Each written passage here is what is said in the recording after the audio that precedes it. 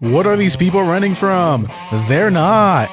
They're running to hit that like and subscribe button. Oh god, I'm so sorry. Shilling in the first 10 seconds of the video. The lawyer said to increase engagement, but... Anyways, it's the toughest game show around. Today's video will pit YouTube's algorithm against the general public's nostalgia. Who will win in the stiff competition about a mini video essay for a mid-2000s comedy game show? Get fired up for M.X.C. Most Extreme Elimination Challenge.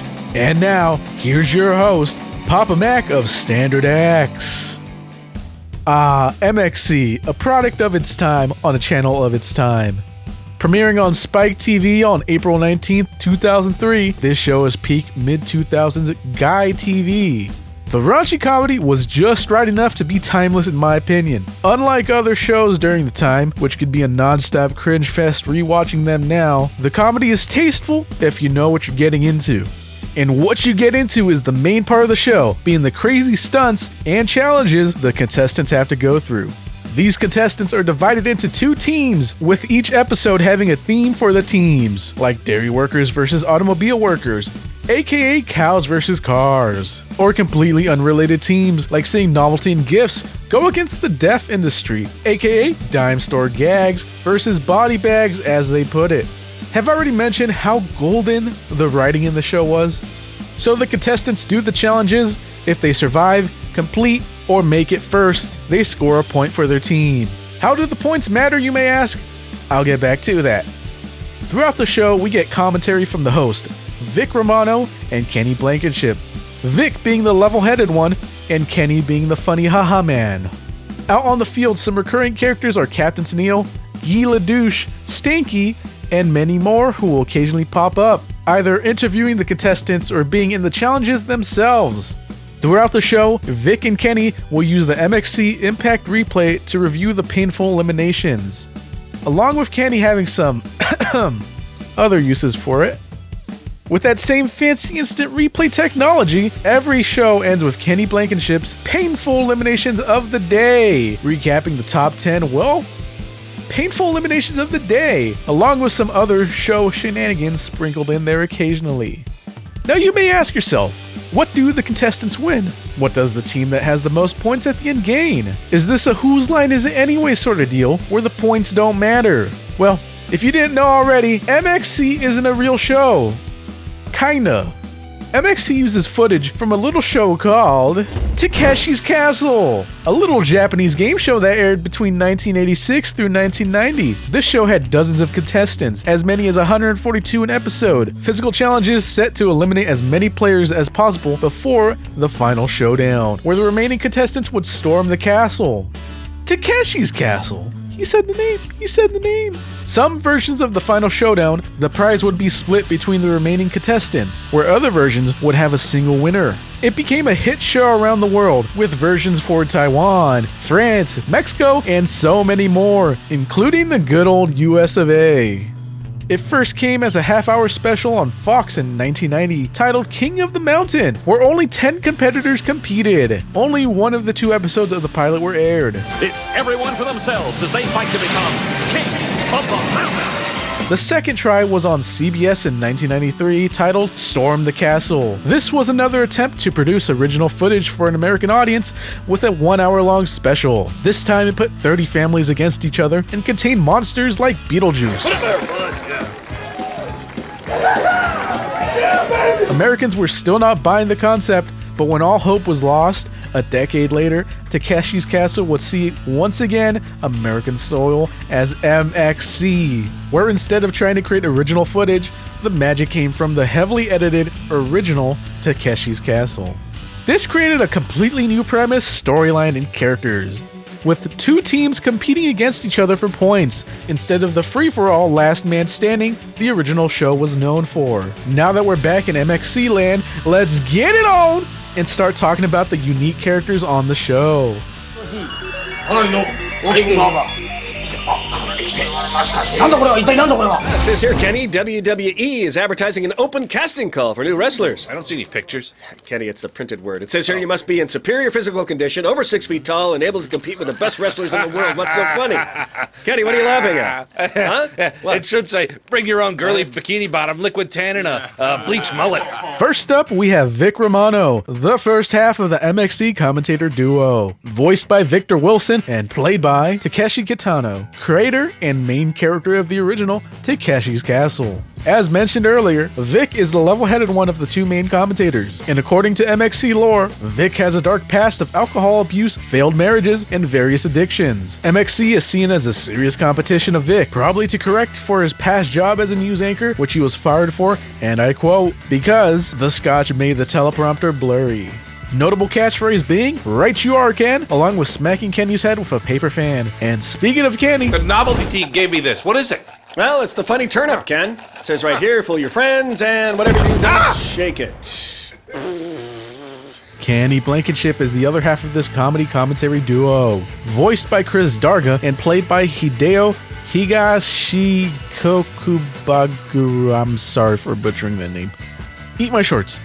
Interesting fact about Hideo is that he is actually a politician who rose to fame as a comedian. Plays right into his M.X.C character. Kind of, I guess. Anyways, Kenny or Ken is the funny man of the two, and according to the show's lore, Ken is a high school dropout who got the job because his uncle owns the network. Despite not taking the job seriously, he claims to make 10 times as much as Vic because, as stated, his uncle owns the network.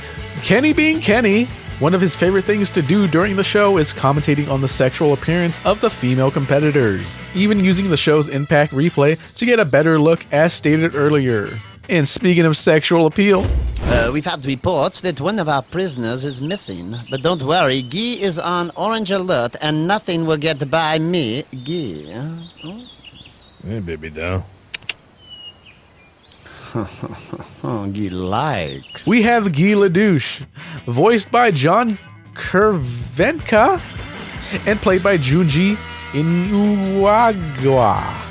Inugagawa. He's the field reporter for the show, pulling contestants to the side for short and interesting interviews. He has an iconic look of this safari outfit. Don't let his friendly look and French accent fool you. He's quite the wild card, as almost every interaction arouses Guy with his catchphrase, Guy like. Guy and his family members, did I mention he has family members, will announce the games that will be played in each episode and occasionally explain the game's objectives. Back to his naughty behaviors though, we can see him have some romantic interest in Captain Tenneal. And who is that, you may ask?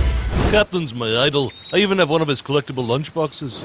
Well, let's see how he does. Oh, and he's in trouble right away. It looks like he needs some help. Oh, thank you. And he broke the captain's sword. That's a family heirloom. Bought yourself a $39 sword, my friend.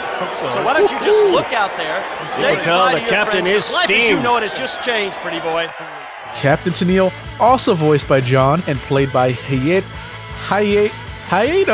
Tani, is the field marshal who conducts the contestants through each challenge. You can always see the captain addressing the contestants in a big group, usually giving life advice somewhere in there, usually related to the episode's topic. In show lore, he is the author of the best-selling book, Well, You're Wrong, in a nod to one of his many catchphrases, Well, You're Wrong, being used during that big group discussion after contestants raise their hands when he asks something. Who thinks contemporary literature is in shambles and lacks the great masters? Shakespeare, Hemingway, and Jackie Collins. Show of hands, now. Well, you're wrong. I just published the captain's autobiography called Well, You're Wrong by the captain. Although the captain is a stern and proud man due to his military background, he is not above trading suggestive innuendo like most other characters on the show. It would be the hardest for him not to, though, as almost all the female competitors are interested in him. And speaking of other characters, let's quickly go over some of the other recurring characters. It's femur looking good. Right there! Oh, but that run was not. He just dealt a dirty one to Skanky. We've got Skanky, a 16-foot samurai who can be mostly seen messing with contestants in the game Wallbangers. Or spills from sloppy interns.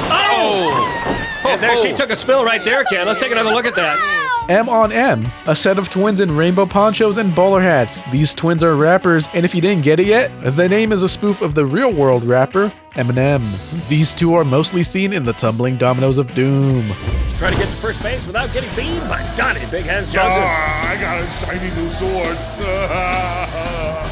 The last one I want to talk about here is Brown Spider, or a samurai, or a sumo, or a baseball man guy? This list could go on for a little, but these characters are all played by Brad Lesley. And for those who don't know, because I sure didn't before this research, Lesley was actually in the MLB and played in 2 teams from 1982 to 1984, the Cincinnati Reds and the Milwaukee Braves. Once his final MLB season was over, he went and played 2 seasons in Japan. See where we're going here? For the Hankyu Braves until 1987. After retiring from baseball, Lesley stayed in Japan to become a TV personality. A TV personality where he is best known for, drumroll, Takeshi's Castle, and then M.X.C. Don't you love it when a tangent wraps up nicely like that? Just like we're wrapping up the character segment and moving on to the challenges, where failure will always almost lead to a muddy doom. The good stuff, like one of my personal favorites, Sinkers and Floaters. Originally titled Lake of the Dragon God in Takeshi's Castle, this challenge has contestants running and jumping on stepping stones to make it over a pond. The catch is, some of these stones are fake, or better put, they aren't solid, which can result in contestants taking a quick dip in the water. The way people run so fast and so confidently over the stones leads to some hilariously painful eliminations. Make it to the other side though, and be proud that you conquered the pond to score a point for your team.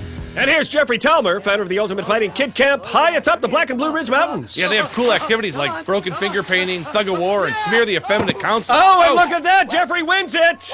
Next up is Boulder Dash. Originally titled Avalanche, this challenge has contestants race up a tight hallway while trying to avoid being crushed by 50-ton boulders. Players can try hiding the little checkpoints throughout the run to avoid being crushed as they make it up, but be careful as they contain Gashman, who will push players back out into the harsh, deadly path of the boulders. Back into the slit, back onto the course. He is all over this, Ken. I think he might make it, Vic. Here he goes! And you are right, Ken, he does! Unbelievable! And now coming from Boulder Dash, what goes up must come down. And we have Irritable Bowl Syndrome. See what I did there? Originally titled Bowling Down the River, contestants will hop into an oversized rice bowl as they slide down a hill. Make it all the way down without falling out, and you win this challenge. Sounds simple enough, but gravity is one hell of a drug. Famous ballpark peanut and steroid vendor. Yeah, he got fired because his nuts were too small. And if you're anything like me, a plump salted cashew can be a wonderful treat. Big salty nuts. And he makes it, Ken! He is filled with almond joy! Moving on, we have Dirty Muddy Balls, or Catch It version 2 as it was originally called. You can probably guess what this game is about with the M.X.C name and Takeshi's Castle name put together. Contestants try to catch some dirty muddy balls as they come down after getting launched in the air. The balls, not the contestants. That'd be pretty funny though.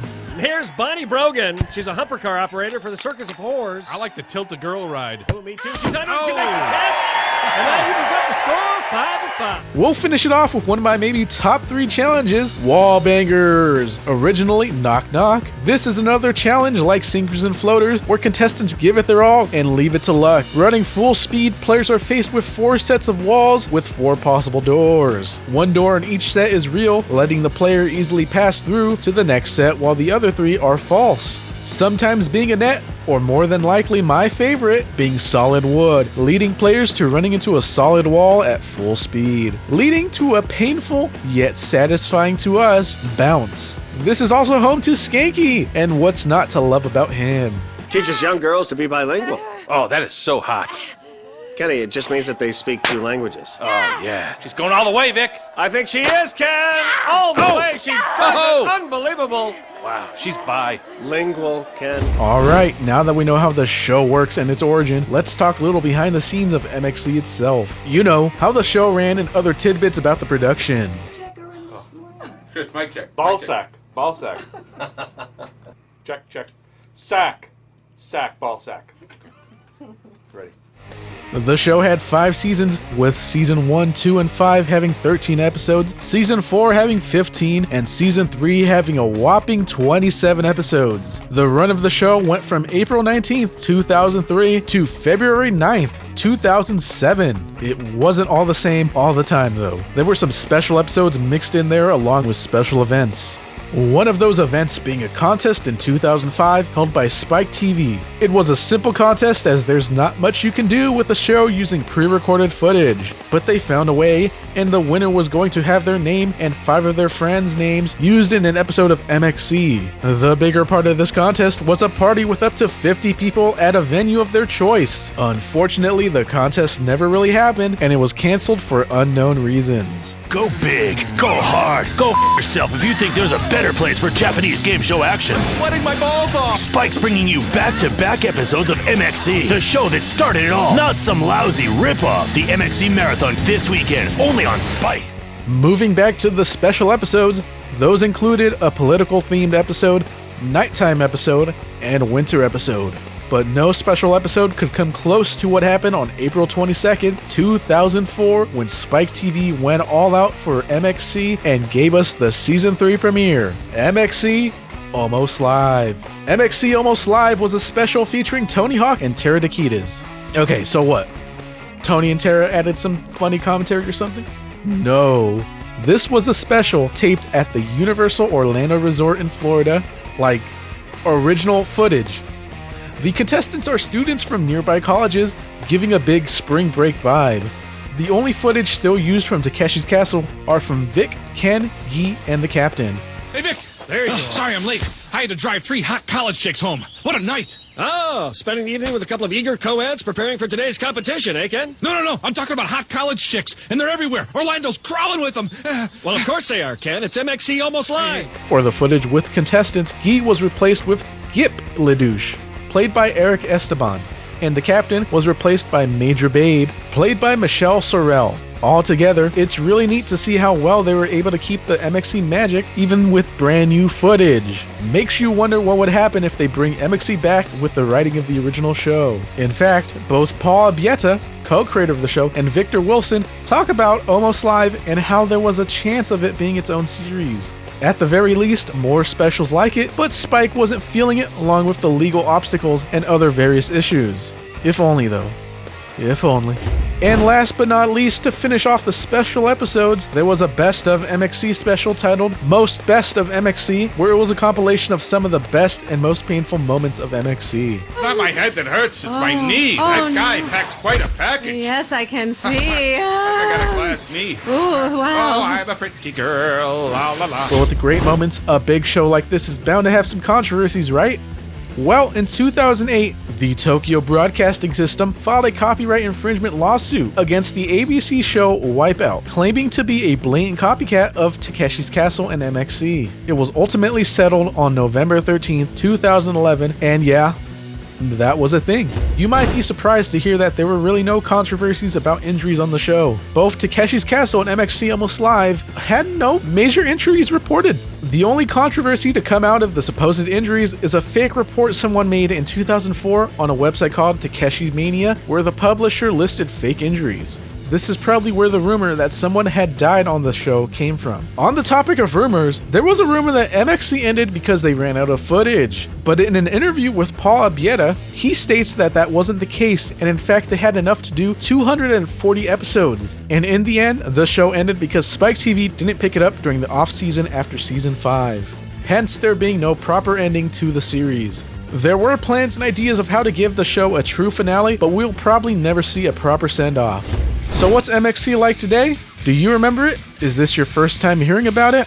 M.X.C and Takeshi's Castle have definitely left a lasting impact on pop culture to this day. From Wipeout literally getting sued for its inspiration, to people saying the video game Fall Guys reminds them of M.X.C, this show will always hold a nostalgic place in my heart.